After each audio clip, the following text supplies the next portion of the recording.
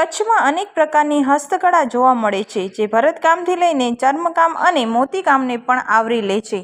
આવી જ એક પ્રાચીન હસ્તકળા છે કોપર બેલની બનાવટ. સમગ્ર ભારતમાં માત્ર કચ્છના નિરોણા ગામમાં આ કોપર બેલ બનાવવામાં આવે છે. આજથી અંદાજે 3 સદીઓ પહેલાં પાકિસ્તાનના સિંધ પ્રાંતમાં આ તાંબાની ઘંટડીઓ બનાવવાની શરૂઆત થઈ હતી. પ્રાચીન સમયમાં આ ઘંટડીઓ માલધારીઓની ગાયો અને ભેંસોના ગળામાં બાંધવા માટે બનાવવામાં આવતી હતી. માલધારી દ્વારા પોતાના પશુઓના ગળામાં અલગ અલગ પ્રકારની બેલ બાંધવામાં આવતી, જેથી પશુની ઓળખ થઈ શકે. આ બેલ મૂળ લોખંડની શીટમાંથી બને છે. કોપર બેલ મુદ્દે નિરોણા ગામના કારીગર સિદ્દીક હસન લુહારે જણાવ્યું હતું કે આ કળા 300 વર્ષ જૂની છે. તેઓ 7મી પેઢીમાં આ કામ કરી રહ્યા છે. નિરોણા ગામ ગુજરાતનું એવું પ્રથમ ગામ છે જે કલા એક સાથે ધરાવે છે. કોપર બેલ હવે ગૃહ સુશોભનના પણ ટ્રેન્ડિંગ છે.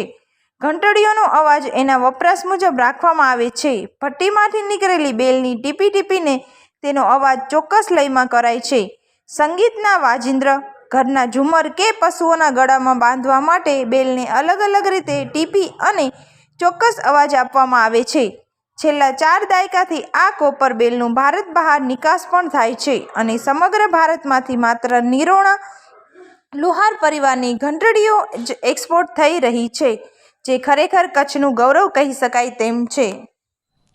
મારું નામ છે સિદ્દીક હસન લુહાર. હું નાનકડા ગામ નિરોણાનું રહેવાસી છું. નિરોણા એટલે કચ્છ ભુજથી 40 કિલોમીટરની દોરીમાં છે નિરોણા ગામ. નિરોણા ગામ છે કલાઓ માટે જાણીતું ગામ છે, જ્યાં એક નાનકડા ગામમાં 5 કલાઓ સાથે છે. આખા ગુજરાતમાં નિરોણા ગામ છે જ્યાં એક નાનકડા ગામમાં 5 કલાઓ છે. ગુજરાતમાં બીજા બધા ગામો છે, એમાં કોઈકમાં 1 કલા 2 કલાઓ છે, પણ આ નિરોણા ગામ છે ને ત્યાં 5 કલાઓ સાથે છે.